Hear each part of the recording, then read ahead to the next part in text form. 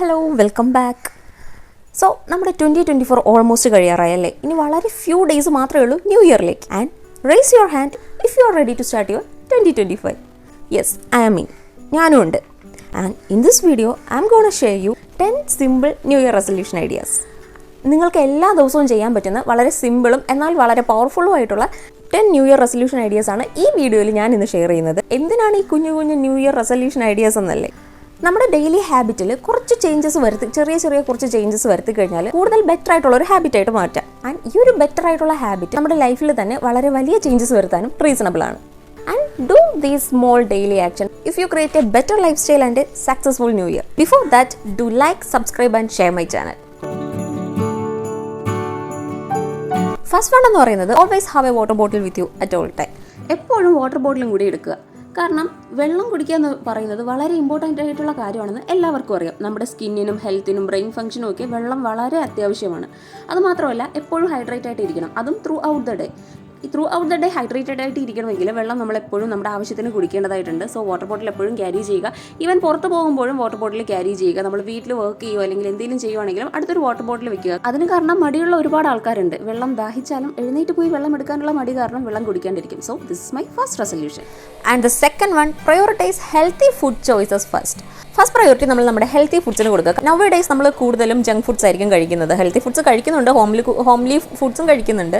എന്നാൽ നമ്മൾ ഇപ്രാവശ്യം ഈ ഒരു ന്യൂ ഇയറിൽ എന്തായാലും ഈ ഒരു റെസൊല്യൂഷൻ എടുക്കുക. കാരണം നമ്മൾ ഇപ്പോൾ രാവിലെ ബ്രേക്ക്ഫാസ്റ്റ് കഴിക്കുമ്പോൾ മാക്സിമം വീട്ടിലെ ഫുഡ് കഴിക്കുക. ജങ്ക് ഫുഡ്സ് മാക്സിമം അവോയ്ഡ് ചെയ്യുക. കഴിക്കാതിരിക്കാൻ എന്തായാലും പറ്റത്തില്ല. എന്തായാലും മാക്സിമം അവോയ്ഡ് ചെയ്യാൻ പറ്റുന്ന സിറ്റുവേഷൻസിൽ ജങ്ക് ഫുഡ്സ് അവോയ്ഡ് ചെയ്യുന്നത് ബെറ്റർ ആയിരിക്കും. അതുമാത്രമല്ല, വീട്ടിലെ ഫുഡ്സ് മാക്സിമം കഴിക്കുക. രാവിലത്തെ ബ്രേക്ക്ഫാസ്റ്റ് ഇപ്പോൾ വീട്ടിൽ നിന്നാണ് കഴിക്കുന്നതെങ്കിൽ അതിനോടൊപ്പം ഒരു ബൗളിൽ കുറച്ച് ഫ്രൂട്ട്സ് ഇൻക്ലൂഡ് ചെയ്യിക്കുക. കാരണം അത് നമുക്ക് ഇടയ്ക്കുള്ള സ്നാക്കിങ് ഒഴിവാക്കാൻ പറ്റും. കാരണം നമ്മൾ രാവിലെ ഫ്രൂട്ട്സും കൂടി നമ്മുടെ ഈ ഒരു ബ്രേക്ക്ഫാസ്റ്റിനോട് കഴിക്കുമ്പോൾ നമുക്ക് വിശപ്പ്, പിന്നീട് ഒരു ഉച്ചവരെ നമുക്ക് ഒരു വിശപ്പ് ടാലി ആക്കാനും കൂടുതൽ വിശപ്പ് വരാതെ നോക്കാനും ഈ ഫ്രൂട്ട്സ് ഹെൽപ്പ് ചെയ്യുന്നുണ്ട്. അതുമാത്രമല്ല, ഈ ഫ്രൂട്ട്സിൽ ഫൈബേഴ്സും കാര്യങ്ങളും എല്ലാം അടങ്ങിയിട്ടുണ്ട്. അതും വളരെ ഹെൽത്തിയാണ്. പിന്നെ നമ്മൾ മീലൊക്കെ ചൂസ് ചെയ്യുമ്പോൾ ആദ്യം കാർബ്സ് ആഡ് ചെയ്യുന്നതിന് പകരം കുറച്ച് വെജീസും കൂടി അതിലേക്ക് ആഡ് ചെയ്യുക. So avoid maximum junk foods. And third resolution is place your book where you want to read it. അപ്പോൾ നമ്മൾ ഈ പ്രാവശ്യം നമുക്കെല്ലാവർക്കും വായിക്കാൻ ഓൾമോസ്റ്റ് ആൾക്കാർക്ക് ഇഷ്ടമായിരിക്കും. അപ്പോൾ വായിക്കാൻ ആരെങ്കിലും ഉദ്ദേശിക്കുന്നുണ്ടെങ്കിൽ പല കാരണങ്ങൾ കൊണ്ട് നമുക്കത് വായിക്കാൻ സാധിക്കാതെ പോകുന്നുണ്ട്. ചിലപ്പോൾ മടിയാകാം, അല്ലെങ്കിൽ ടൈമിൻ്റെ എന്തെങ്കിലും ആയിരിക്കാം. പക്ഷേ വായിക്കാൻ ഏറ്റവും ബെറ്റർ ആയിട്ടുള്ളൊരു ടൈം നൗഡേയ്സ് ഇപ്പോൾ ഈ ഒരു ബിസി സ്കെഡ്യൂൾഡ് ലൈഫിൽ വായിക്കാൻ ഏറ്റവും ബെറ്റർ ആയിട്ടുള്ളൊരു ടൈം എന്ന് പറയുന്നത് നൈറ്റ് ആയിരിക്കും. നമ്മൾ ഉറങ്ങുന്നതിന് മുൻപ് ഫോണിന് പകരം ബുക്ക് വായിക്കുക, ഫോൺ മാറ്റി വയ്ക്കുക. നമ്മുടെ സ്ക്രീൻ ടൈം അവിടെ കുറയ്ക്കുന്നു. അതുമാത്രമല്ല, ഈ വായന എന്ന് പറയുന്നത് നമ്മുടെ ഇമാജിനേഷനെയും ക്രിയേറ്റിവിറ്റിയും ഇമ്പ്രൂവ് ചെയ്യാൻ വളരെയധികം ഹെൽപ്പ് ചെയ്യുന്നുണ്ട്. സോ ഇപ്പോൾ നൈറ്റാണ് വായിക്കാൻ ഉദ്ദേശിക്കുന്നതെങ്കിൽ നമ്മൾ ബെഡിനടുത്തോ അല്ലെങ്കിൽ നമ്മുടെ വർക്കിംഗ് ഡെസ്കിലോ വിൻഡോസിൻ്റെ സൈഡിലോ നമ്മൾ ഏറ്റവും കൂടുതൽ ആക്സസ് ചെയ്യുന്ന എവിടെയാണോ ആ പ്ലേസിൽ നമ്മുടെ ഈ ഉദ്ദേശിക്കുന്ന ബുക്കും കൂടി ഒന്ന് പ്ലേസ് ചെയ്യുക. ഇത് കേൾക്കുമ്പോൾ വളരെ സിമ്പിളായിട്ട് തോന്നുമെങ്കിലും ഇതിൽ വളരെ പവർഫുള്ളായിട്ടുള്ള ചേഞ്ചസ് നമ്മുടെ ലൈഫിൽ കൊണ്ടുവരാനായിട്ട് ഈ റെസൊല്യൂഷൻ, ഈ ഒരു ഐഡിയയ്ക്ക് ഇതിന് പറ്റും. And the fourth resolution is do exercise and meditation. അതായത് നമ്മുടെ ബോഡി നമ്മളെപ്പോഴും ഹെൽത്തി ആയിട്ടിരിക്കണം. ഹെൽത്ത് ഈസ് വെൽത്ത് എന്നാണല്ലോ. എക്സസൈസ് ചെയ്യുക, മെഡിറ്റേഷൻ ചെയ്യുക. ഈവൻ മെഡിറ്റേഷനാണ് ചെയ്യുന്നതെങ്കിൽ നമ്മുടെ മൈൻഡ് കൂടുതൽ കാമാകാനും നമ്മളെ കൂടുതൽ ഹെൽപ്പ് ചെയ്യുന്നു. മൈൻഡ് കാമാക്കാനും നമ്മൾക്ക് കുറച്ച് പീസ്ഫുൾ ആയിട്ടുള്ള ആംബിയൻസ് കിട്ടാനും കുറച്ച് കോൺസെൻട്രേഷനൊക്കെ കിട്ടാനും മെഡിറ്റേഷൻ ഹെൽപ്പ് ചെയ്യുന്നുണ്ട്.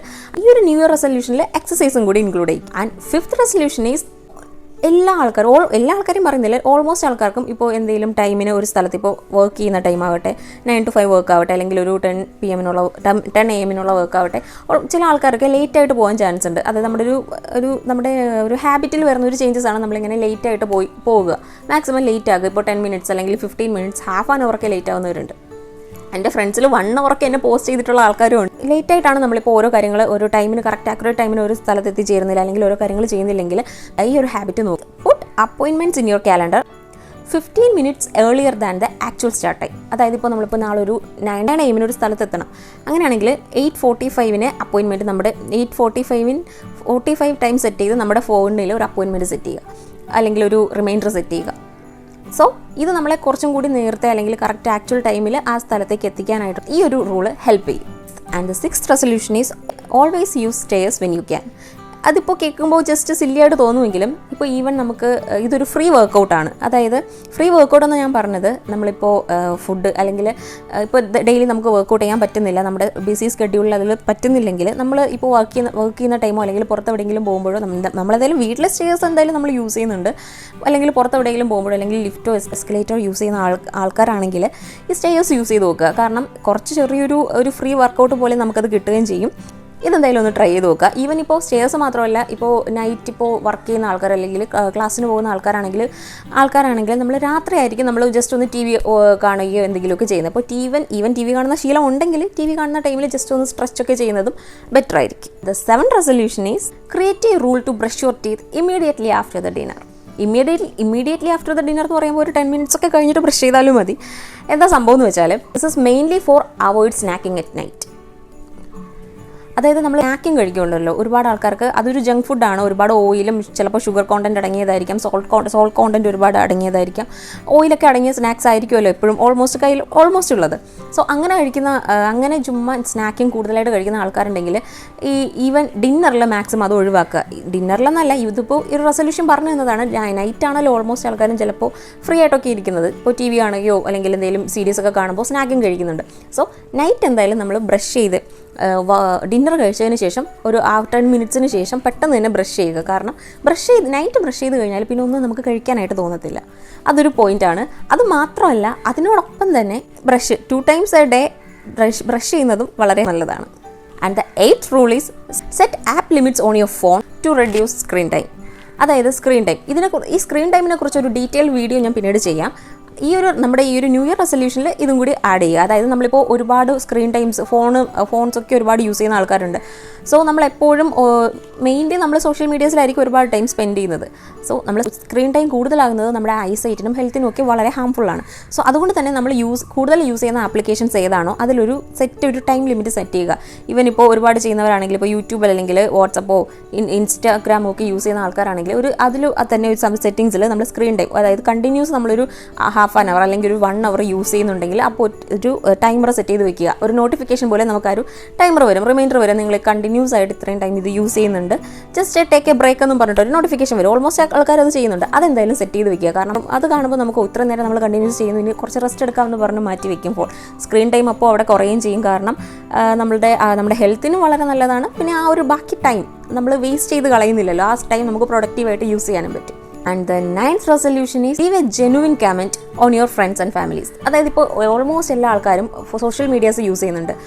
നമുക്ക് ഒരുപാട് ഫ്രണ്ട്സ് ഉണ്ട്, അതിൽ ഫാമിലി മെമ്പേഴ്സ് ഉണ്ട്, അങ്ങനെ ഒരുപാട് ആൾക്കാരുണ്ട്, കോൺടാക്ട് ഉണ്ട്. എന്നാൽ എല്ലാവരുമായിട്ടും നമുക്ക്, അല്ലെങ്കിൽ കസിൻസ് ഉണ്ട്, ഫ്രണ്ട്സ് ഉണ്ട്, എല്ലാവരുമായിട്ടും നമുക്ക് ഡെയിലി കോൺടാക്ട് ചെയ്യാനോ കമ്മ്യൂണിക്കേറ്റ് ചെയ്യാനോ ഇപ്പോഴത്തെ ഒരു ടൈമിൽ പറ്റുന്നുണ്ടാവില്ല.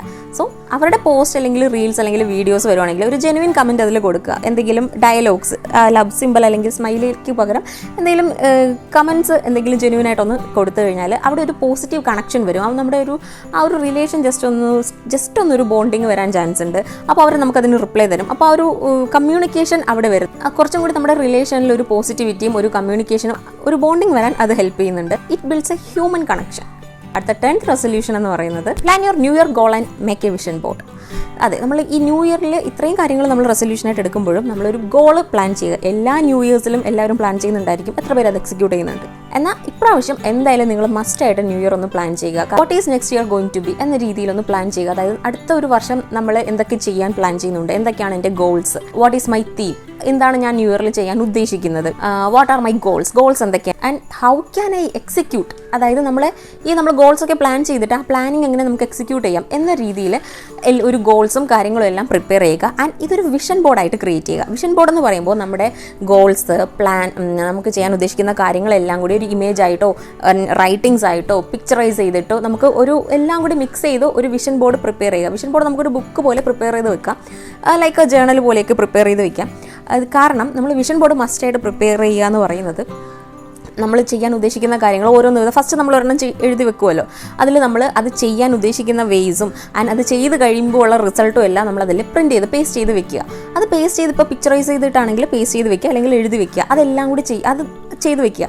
ആൻഡ് ഫസ്റ്റത്തെ നമ്മളതൊന്ന് കണ്ടു കഴിയുമ്പോൾ, ഫസ്റ്റത്തെ ഒരു കാര്യം നമ്മളത് ചെയ്ത് കംപ്ലീറ്റ് ചെയ്യുമ്പോൾ നമുക്കൊരു പോസിറ്റിവിറ്റിയും ഒരു എനർജിയും നമുക്ക് പിന്നീട് അടുത്ത കാര്യങ്ങൾ അതിലോട്ട് ആഡ് ചെയ്ത് ചെയ്യാൻ വേണ്ടിയിട്ടുള്ളൊരു ഇൻട്രസ്റ്റും വരും. അതിലൂടെ നമ്മുടെ ലൈഫ് സ്റ്റെപ്പ് ബൈ സ്റ്റെപ്പായിട്ട് നമ്മുടെ ലൈഫും ലൈഫ് സ്റ്റൈലും ഗ്രോ ചെയ്യുവാണ് അതിലൂടെ ചെയ്യുന്നത്. സോ എന്തായാലും ഒരു വിഷൻ ബോർഡ് പ്രിപ്പയർ ചെയ്ത് വെക്കുക.